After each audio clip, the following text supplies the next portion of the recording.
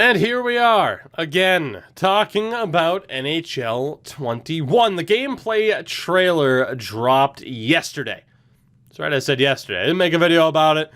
To be honest, I knew it was coming out, but I just kind of got, preoccupied with other things, prioritized other videos, and I'm not really sure what the reason is for that. I don't know if it's just because I'm a little bit dissatisfied with the general direction of the gameplay, especially after playing the beta/tech test a few weeks ago. Regardless of the issue, it just wasn't at the forefront of my priorities to get done. But I still wanted to make a video kind of talking about it and letting you know my opinions on it. You guys have probably seen this already. I actually haven't. So this should be interesting. I want to get right down to business here. Hopefully the audio's not too loud or not too quiet, but hey, it be what it do. Built on the creative mindset of hockey's boundary breakers. Built on the creative mindset of hockey's boundary breakers. Boy, you know, I don't have an issue with a single person in that office. I've met quite a few of them, but whoever came up with that was just like, I fucking got it. Like, that's a line right there. Like, yeah, be proud of that one, I suppose. Obviously, Michigan with Forsberg. The Michigan was a meme that people were like, oh, they're going to add that in. And then they added it in. And now people are, especially someone like Nash is like, well, why the hell they add it in if it's so difficult to pull off? Which I kind of agree with. It's interesting that it's in the game. Again, it's a move that I'm never going to go for.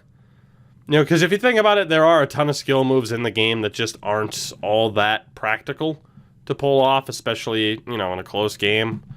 So the whole idea of like, oh, well, fortune favors the bold. It's like, I don't know how many people are going to be pulling that off, but hey, maybe it changes. We'll find out. OV one-timer. Okay, allow me to just... defend. Hey, look at that. A working body check. Don't see those too often.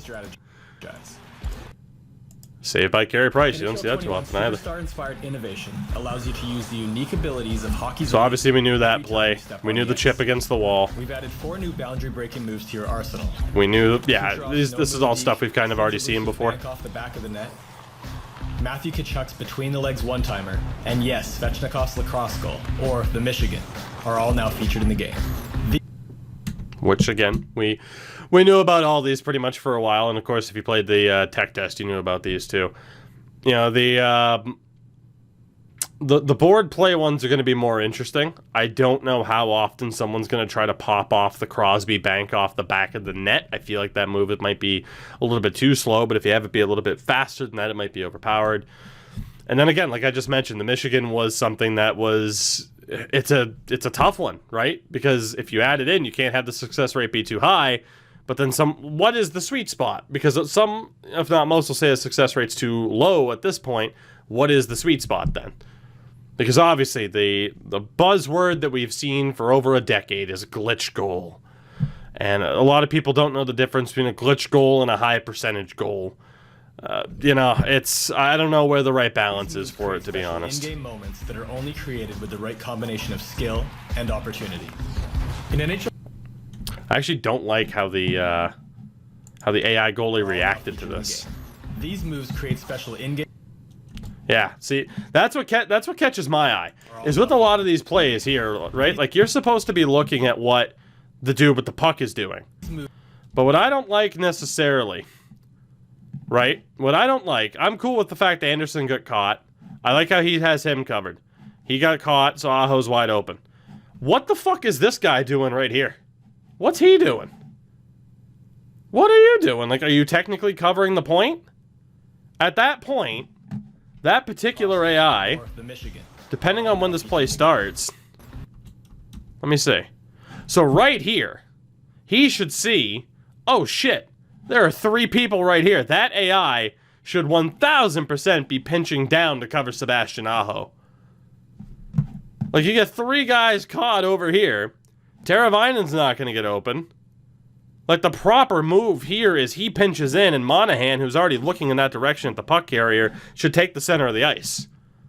See, that's what I care about. I don't give a damn about the Michigan being in. I'm like, okay, what's with this AI? What is this defender doing? He's just stationary watching a pass to the point when this entire sweet spot's wide open? That's what I care more about. He never moves. He stays flat-footed the whole time. Let alone the fact that I can presume Slavin down here, who might be cut off by the webcam. Slavin is right in this area here. He's just standing at the point. Not to mention, I hate how Riddick, and I know I'm really ripping this to shreds, but yeah, Slavin is right here at this time, basically right behind me. I don't know if pointing down, it kind of shows where he is. But, like, what are the AI doing in the stationary movement? And then here with Riddick, I don't know how I feel about that save animation either. Not to mention, watch Goodrow. Why would Goodrow not have his stick extended there? Why would Goodrow not have his stick extended there? If that's an AI player, should that AI player not be smart enough to try and get a stick in the lane for either the pass to Aho or to try and stop the AI from pulling that off on the short side? I'm concerned about more things in terms of the gameplay than just the mission. In-game moments that are only created with the right combination of skill and opportunity. In NHL 20, most one-on-one moves could not be pulled off without sacrificing speed. Most one-on-one moves couldn't be pulled off at all. How many times did you try that move and your guy just leaves the puck? How many times did you tap the left bumper L1 and your guy does the hup and he just loses the puck? Like... So honestly, I'm surprised he pulled that off. I'm also surprised there wasn't incidental contact to knock that one away. In NHL 21, to replicate the boundary-breaking attributes of Ovechkin and McDavid, we added a multitude of slips, banks, and chips, so you can retain speed and acceleration. Honestly, like, those plays I really do like. Like, the idea behind that, and obviously it's a core thing, is speed, speed, speed. I will say that at times there might be a bit too much speed in the gameplay, and that's kind of the part of the reason as to why you don't see what feels like kind of a natural setup in the offensive zone. Like, if you compare setting up in the offensive zone to what you'll see in like an NHL 2K10, and again, feel free to check out that video. I'm pretty sure it's my most viewed video on this channel to see how the AI react to that. You know, I don't know. So I do agree with that, you know, with these moves working. I do like this move in particular. Yeah, I feel like right there, this AI, like this AI getting caught, I don't know who the fuck that is. So you can retain, but that AI getting caught makes sense. This guy, I don't know what the hell he did. He like pivoted but didn't properly put his stick into the lane. And chips, so you can retain speed and... Like right here, why was he not poke checking? Again, if this is all AI gameplay, right? You can retain speed. Like, I like that this guy's dragging the foot. That's good. But man, this dude should have had a stick. Should have had a stick on him. For sure. That's also a horrible time for 59 to turn and pivot. So I like the play. It's just an interesting time for, you know, I like watching the AI around the play and seeing how they could be better. Or aggressive on the blue line. We've also given you the ability to fine-tune your skate. So this is something else that they added that I was looking forward to talking about. It's not a big deal, but you can change essentially the way your guy skates. So it's going to be a bit of a pain in the ass, I got to be honest, because you're going to see a bunch of dudes in the EASHL who just have... They just skate up and down the ice in the dumbest way. It's simply cosmetic. So whether you want to look like McDavid, Ovechkin, or match your own personal style, it's all in your control.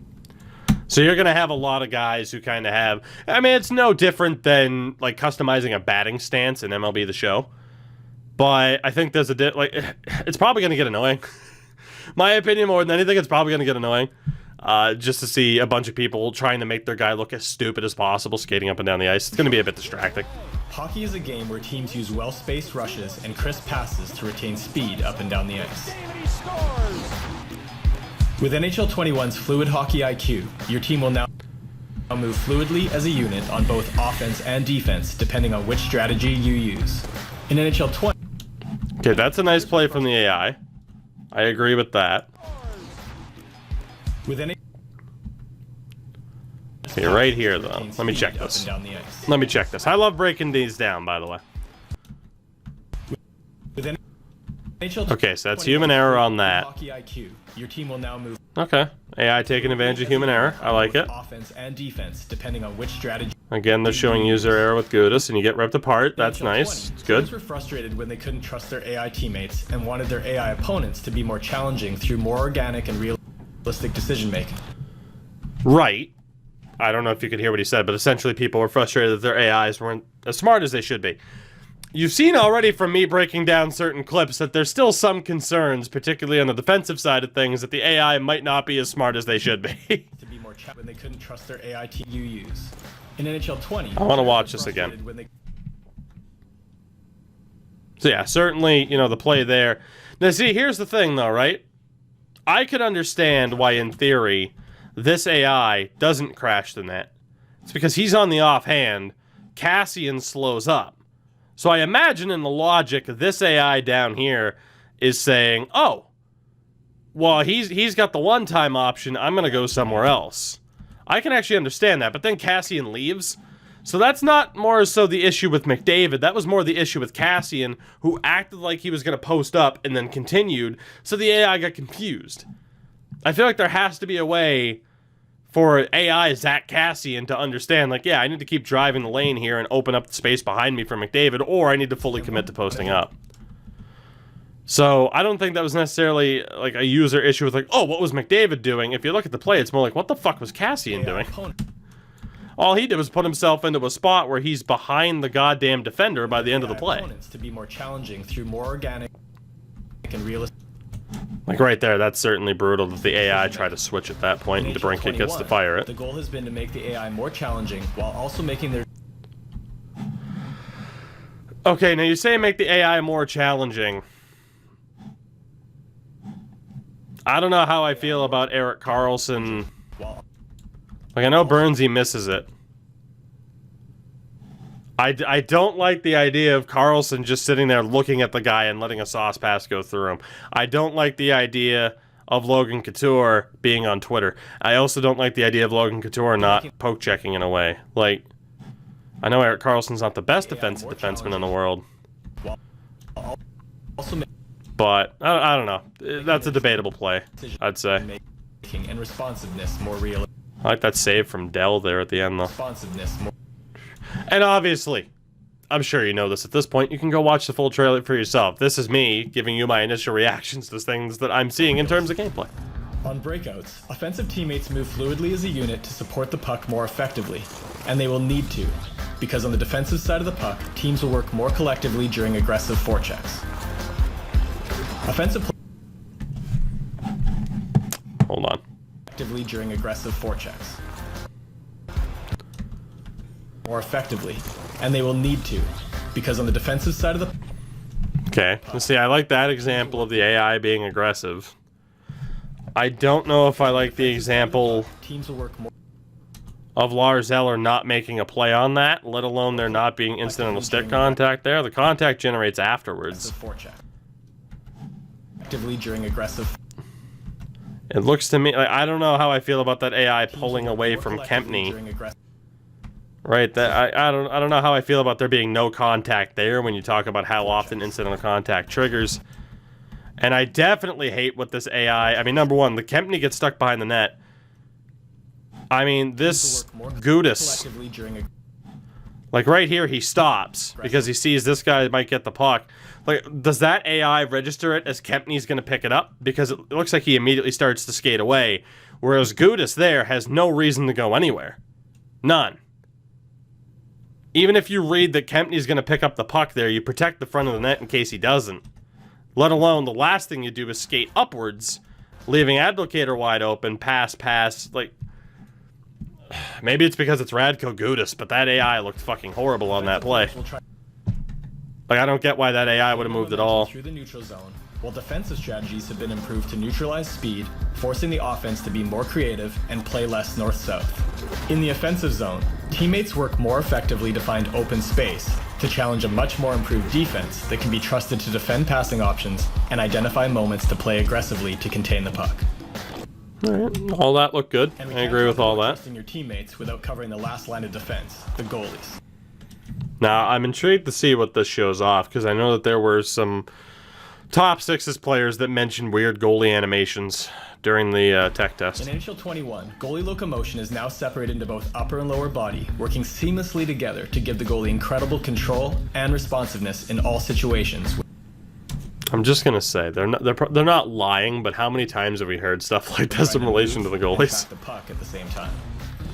In NHL 20, if you committed one way, it was difficult to react in time to counter that momentum and make a save in the other direction. That's in true. NHL 21, our new tech allows for never say die moments, where if you've committed one way and you react quickly enough, you can still reach back against your goalie's momentum and make that dramatic last-minute save that every goalie dreams about. But don't test your luck. Even with all this added responsiveness and control, goalies will always be more effective when using sound technique and positioning to block off angles to play the percentages for that specific scenario. Building on the core of RPM technology, we've been able to continually tweak responsiveness and aesthetics in all facets of the game while setting us up with a great foundation for the future. With NHL 21, our gameplay innovation is meant to recognize those who have revolutionized the game, bringing you the best hockey experience on this console generation.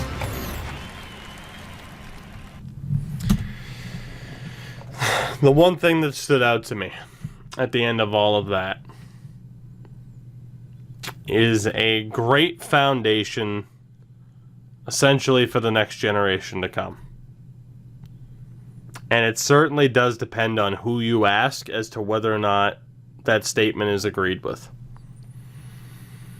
And I don't know how I feel about it. And I've thought about that a lot in terms of how do I feel about where the game is now in terms of gameplay and where it's going. You know, I've had my disagreements with the dev team in terms of where I think the game's going. I certainly would prefer the game to be, you know, in a certain style that might not necessarily line up with what it is. You know, and again, I've talked about that a lot. You know, you look at that 2K10 review, and then you look at some of the stuff in this, and I think you can kind of see the style of game that I like. And I'm not saying that's right or wrong, necessarily. But in terms of, is this a game, gameplay-wise, that I'm going to enjoy? I don't know. I don't know. I'm intrigued to see what you guys think. What'd you think of this trailer? Again, if you want to check out the full thing, you can certainly find that. NHL 21's less than a month away. We still have more news to talk about as it comes out, but in terms of gameplay, we'll see how we feel in about 2 months, won't we?